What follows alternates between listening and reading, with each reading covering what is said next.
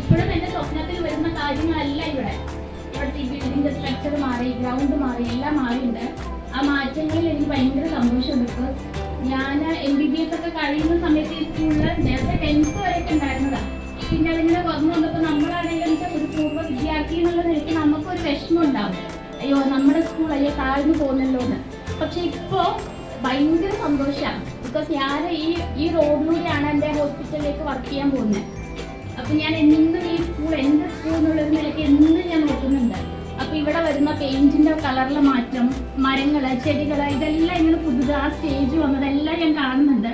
അതിലൊക്കെ ഭയങ്കര ഒരു എന്റെ അച്ഛനമ്മയ്ക്ക് ഞങ്ങളെ 3 പെൺകുട്ടികളാണ്. ഞങ്ങളെ ഭയങ്കരമായിട്ട് പഠിപ്പിക്കണമെന്ന് ഭയങ്കര ആഗ്രഹമാണ്. ഞങ്ങൾക്ക് നല്ലൊരു പ്രാഥമിക വിദ്യാഭ്യാസം ഞങ്ങളെ മാറ്റാം.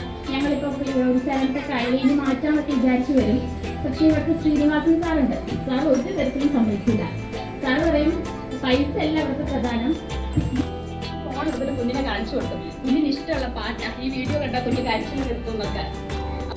മാതാപിതാക്കളുടെ ഗൈഡൻസിൽ ഒരു കുറച്ചു നേരം ഫോൺ നോക്കുന്നതിന് കുഴപ്പമില്ല. ബാക്കിയുള്ള സമയം സ്കൂളിൽ വന്ന കുട്ടികളായിട്ട് കളിക്കുക, വീട്ടിൽ ചെന്നാൽ അമ്മയച്ഛനുമായി സംസാരിക്കുക, അടുത്തുള്ള കുട്ടികളായി കളിക്കുക, ഹോംവർക്ക് ചെയ്യുക, പിന്നെ എന്തെങ്കിലുമൊക്കെ വരയ്ക്കുക, പുസ്തകങ്ങൾ വായിക്കുക, ഇതൊക്കെ ചെയ്യണം കേട്ടോ.